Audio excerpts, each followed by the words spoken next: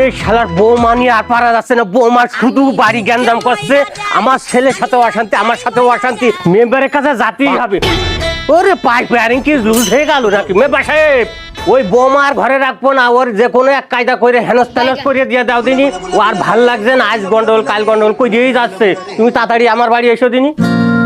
ও চাচা, কার সাথে বকছেন? মেম্বার তো বাড়ি নেই।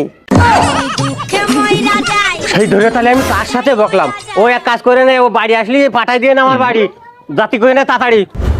বিচার আর করতে হবে না, চলো চলো। তোমার জন্য একটা গ্রামের মানুষ মেম্বার কেউ আমাকে দাম দিলে না।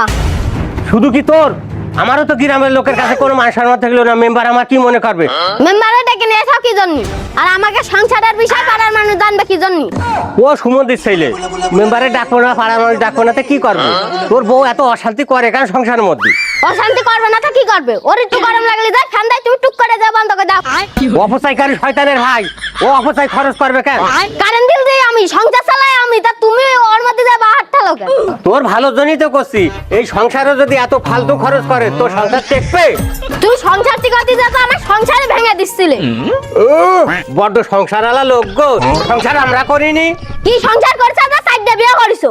আমি পারি না, আর পারি না। ওই সাইডে বিয়ে করেছি বলে ওই শেষে তুই হয়েছিস। তোমার কথা মতো চলতে হলে আমার 20টা বিয়ে করতে হবে না। এবার তুমি সংসারের মধ্যে ভাত ঠেলো না। কি এই সংসারে তাহলে আমার দাম নেই? থাক তো সংসার নিয়ে, চলে গেলাম বাড়িতে আমি। থাক। আব্বা আব্বা রাগ করে না, আব্বা তুমি যেও না, তুমি সারা সংসার পুরো ফাঁকা। আব্বা তোর বউ ভালো করে কয়ে দে, আমার যেন সম্মান দেয়, তোর মার সাথে যেন কেওয়াল না করে, তাহলে থাক পানি। আব্বা সংসার ভাঙা ভালো না আব্বা, আমার বড় আমি বুঝাই করছি। আব্বা তুমি বাড়ি চলো। চল আব্বা চল, আমরা সংসারে কেওয়াল না করে সবাই মিলেমিশে থাকি।